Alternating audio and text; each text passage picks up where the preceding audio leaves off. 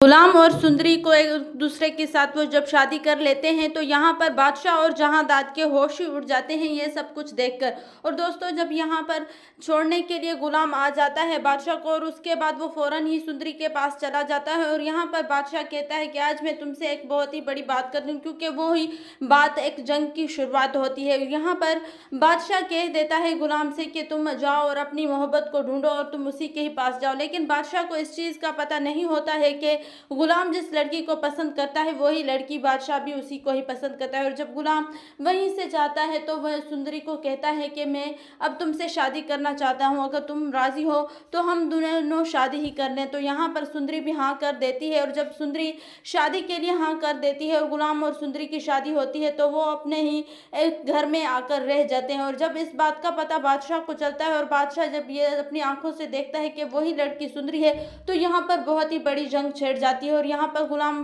को परेशान कर देता है बादशाह। और यहाँ पर सुंदरी भी पूरी हकीकत खोल कर रख देती है, क्योंकि सुंदरी बता देती है कि ये वही लड़का है जो मुझे पसंद करता है और इसने मुझे एक नाचने वाली लड़की समझा था, क्योंकि मैं एक दफ़ा जब मैंने डांस की थी तो इसने आकर मेरे पैसे लगा लिए थे और इसने कहा था कि वो मुझसे मोहब्बत करता है। और दूसरी तरफ यहाँ पर खुर्शीद, जिसको हर पल अपनी बेटी का ही इंतज़ार है, और जब भी वो किसी लड़की का आने का सुनती है तो वो उसके पास चल जाती है। और जब उसे पता चलता है कि गुलाम ने एक लड़की के साथ शादी कर दी है तो वो फौरन ही उस घर में उस लड़की के साथ मिलने चली जाती है। और यहाँ पर जहांदाद बहुत ही कोशिश करता है रोकने के लिए, लेकिन खुर्शीद कोई भी बात नहीं सुनती है। खुर्शीद उसके पास चली जाती है। जब खुर्शीद उसके पास जाती है और वो सुंदरी से पूछती है और उसे एक अजीब महसूस होता है कि कहीं मेरा इससे कोई ना कोई ताल्लुक है, तो यहाँ पर वो सुंदरी से पूछती है कि तुम किसकी बेटी हो, तो वो बता देती है कि मैं आशिक की बेटी हूँ, आशिक अली की बेटी हूँ। तो वहाँ पर खुर्शीद मन में परेशान हो जाती है और वो सब कुछ पहचान जाती है। और उसके बाद वो अपनी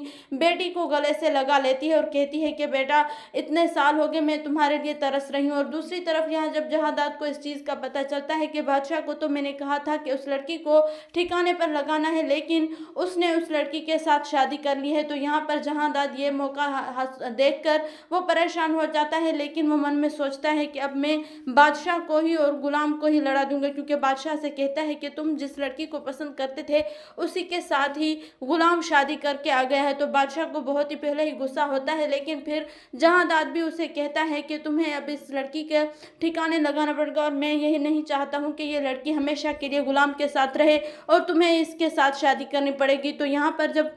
गुलाम आकर ये सब कुछ कह लेता है कि तुम्हें ये सब कुछ कैसे करना चाहिए, तो गुलाम उनसे माफ़ी मांगता है और गुलाम कहता है कि तुम लोग मेरे पीछे ही पड़ चुके हो। तो यहाँ पर बादशाह कहता है कि मैं हरगिज़ भी नहीं चाहता कि ये सुंदरी तुम्हारे साथ रहे और मैं हमेशा इसके साथ ही रहूँगा।